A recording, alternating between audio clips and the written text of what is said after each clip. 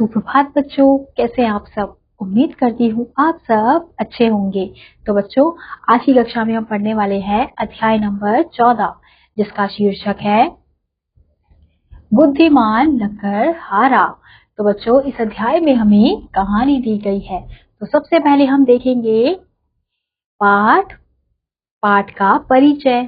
प्रस्तुत कहानी में यह बताया गया है कि हमें असहायों तथा पीड़ितों की रक्षा करने के लिए सदैव तत्पर रहना चाहिए तथा अपनी सूझबूझ का प्रयोग करके असंभव को भी संभव बनाया जा सकता है। तो बच्चों, इस कहानी के माध्यम से हमें क्या बताने का प्रयास किया जा रहा है कि हमें असहायों यानी कि हमें ऐसे व्यक्ति की जिसे मदद की जरूरत है, सहायता की जरूरत है, और जो कोई पीड़ित है यानी कि कोई दुखी है, तो हमें उसकी रक्षा करनी चाहिए और अपनी सूझबूझ का प्रयोग करके असंभव को भी संभव बनाया जा सकता है। यानी कि अगर हम अपने सूझबूझ समझदारी का प्रयोग करें तो हम असंभव कार्य को भी संभव बना सकते हैं। यानी कि जो कार्य नहीं भी हो सकता उसे भी हम करके दिखा सकते हैं।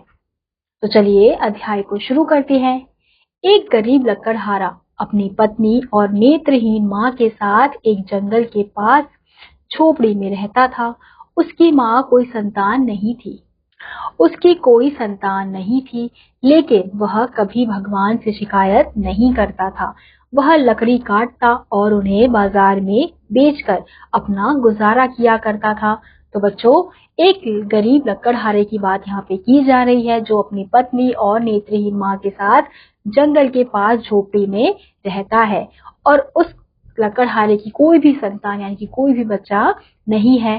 तो लेकिन इसके बावजूद भी वो भगवान से किसी भी प्रकार की कोई शिकायत नहीं करता था और वह लकड़ी काटता था और उन्हें बाजार में बेचकर अपना गुजारा करता था। यानी कि लकड़ी काटकर उसे जितने भी पैसे मिलते थे बाजार से, उसी से अपना जीवन निर्वाह, अपना गुजारा करता था।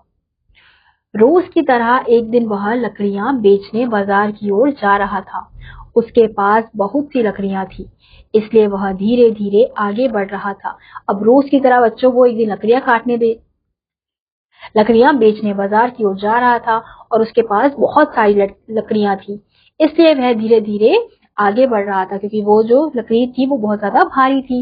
एक झाड़ी के पास से गुजरते हुए उसने एक घायल चिड़िया को देखा। उसे देखकर वह बहुत दुखी हुआ। पास जाकर उसे हाथ में उठाकर देखने लगा कि वह जीवित है या नहीं। तो एक झाड़ी के पास से जब वो गुजर रहा होता है तो वो एक घायल चिड़िया को देखता है, यानी कि एक ऐसी चिड़िया को देखता है जिसको चोट लगी होती है, जो घायल होती है। तो वो क्या करता है, उसके पास जाता है, उसे उठाता है अपने हाथों में और देखता है कि वो जीवित है या नहीं है। उसे यह देखकर बहुत खुशी हुई कि चिड़िया की सांस अभी भी चल रही थी। तो जब वो देखता है कि चिड़िया अभी भी जीवित है, उसकी सांसें अभी भी चल रही है, तो ये देखकर वो बहुत ज्यादा खुश हो जाता है।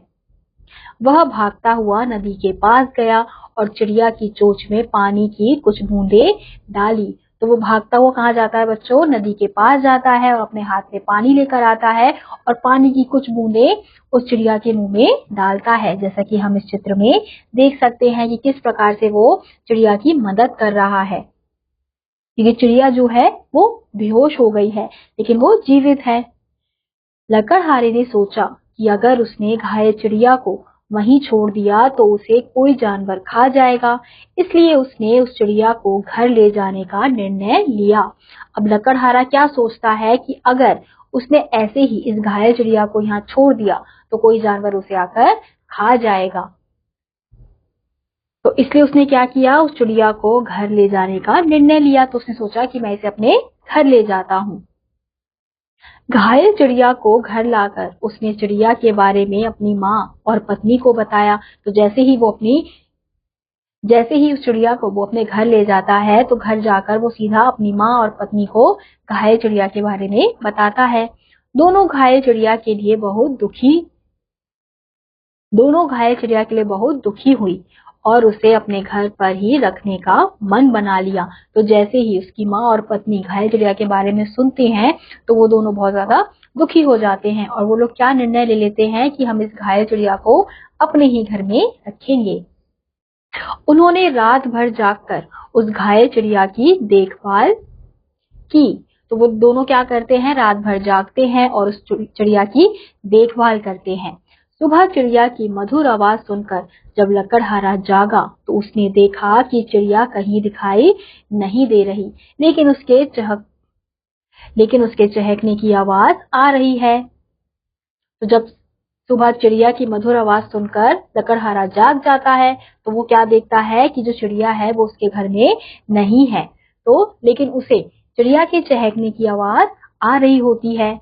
उसने पूरी झोपड़ी छान मारी पर चिड़िया कहीं भी दिखाई ना दी। तो वो पूरी झोपड़ी में उस चिड़िया को ढूंढने लगता है, लेकिन उसे चिड़िया कहीं भी नजर नहीं आती है। वह बाहर गया। अचानक उसने देखा कि चिड़िया उसके पैरों के पास है और उसका आकार बहुत तेजी से बढ़ रहा है। यह देखकर लकड़हारा डर गया, लेकिन तभी वह चिड़िया से एक परी बन गई।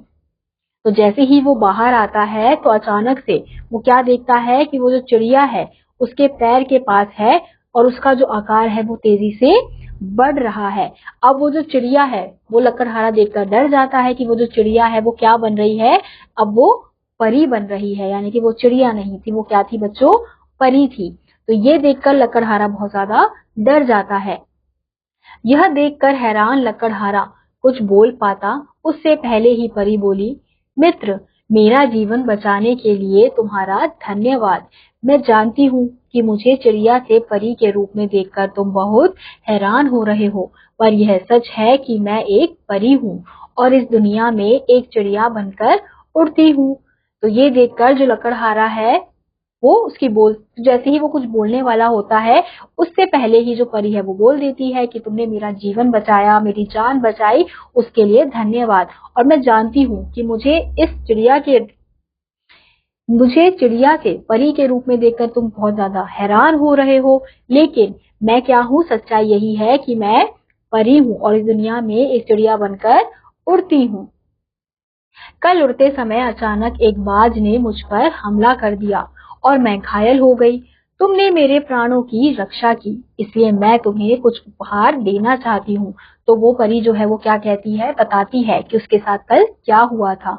तो बताती है कि कल उड़ते समय अचानक एक बाज ने उस पर हमला कर दिया था, तो वो घायल होकर नीचे गिर गई थी।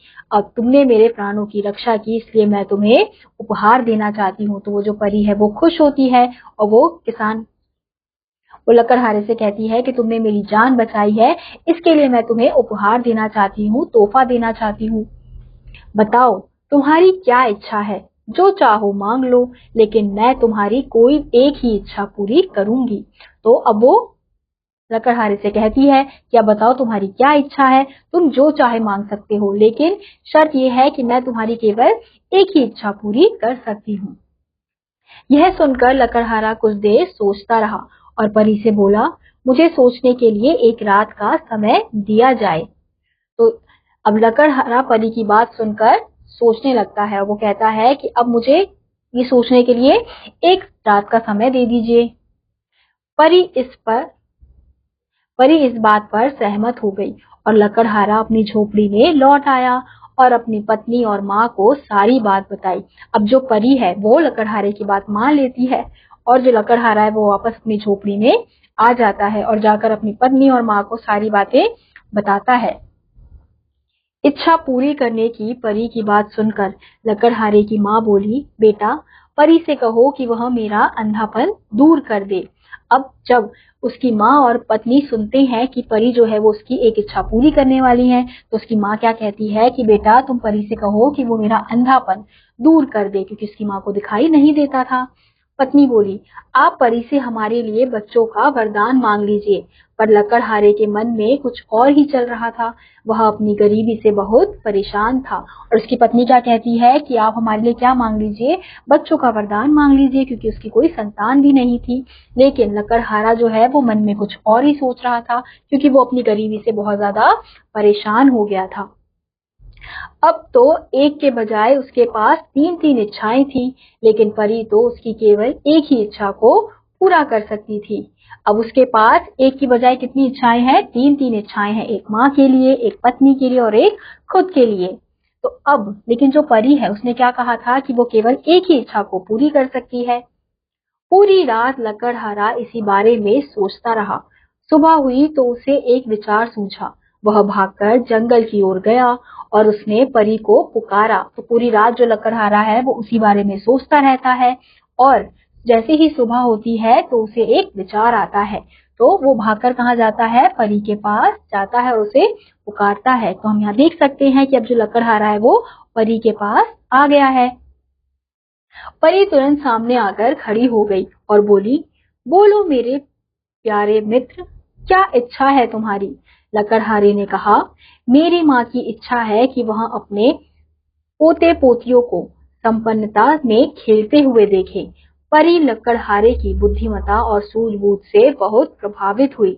उसने लकड़हारे की इच्छा को पूरा कर दिया। जब वो परी के पास जाता है लकड़हारा तो वो पूछती है कि बताओ क्या इच्छा है तुम्हारी। तो वो क्या करता है, वो बोलता है कि मेरी माँ की इच्छा है कि वह अपने पोते पोतियों को संपन्नता में खेलते हुए देखे। तो इस आधार पर बच्चों को क्या करता है, अपनी तीनों इच्छाएं पूरी करवा लेता है। माँ के लिए आंखें भी मांग लेता है कि जैसे मेरी माँ की इच्छा क्या है कि वो पोता पोती यानी कि वो बच्चों का वरदान भी मांग रहा है और संपन्नता यानी कि वो अपनी गरीबी भी मिटा रहा है। तो एक ही बात में वो क्या कर देता है, तीनों इच्छाओं को पूरा करवा देता है। और ये देखकर जो परी है वो उसकी सूझबूझ से बहुत ज्यादा खुश होती है और वो उसकी इच्छा पूरी कर देती है। कुछ ही समय में लकड़हारा एक सफल व्यापारी बन गया और उसकी माँ अपने पोते पोतियों को खेलते देखकर फूली नहीं समाती थी। तो कुछ ही देर में वो क्या बन जाता है, कुछ ही समय में लकड़हारा एक सफल व्यापारी बन जाता है और उसकी जो माँ है उसकी भी आंखें आ जाती है और वो पोते पोतियों को खेलते देखकर बहुत ज्यादा खुश होती है। तो हमने देखा बच्चों कि इस अध्याय में किस प्रकार से लकड़हारे ने अपनी सूझबूझ से अपनी तीनों इच्छाओं को पूरा करवा दिया। तो हमने इस अध्याय से क्या सीखा, हमें असहायों की सहायता एवं रक्षा के लिए हमेशा तैयार रहना चाहिए। अपनी समझ व सूझबूझ के बल पर हम असंभव कार्य को भी संभव कर सकते हैं। अब जैसे असंभव कार्य क्या था कि इन तीनों में से एक इच्छा को पूरा कराना, लेकिन उसने क्या अपनी सूझबूझ लगाई और उसने तीनों इच्छाओं को पूरा करवा दिया। तो इसी के साथ आज का यह अध्याय यहीं समाप्त होता है। उम्मीद करती हूँ आपको यह अध्याय समझ आया होगा। मैं आपसे मिलूंगी अगली कक्षा में। तब तक के लिए आप सभी बच्चे खुश रहिए और पढ़ते रहिए। बाय।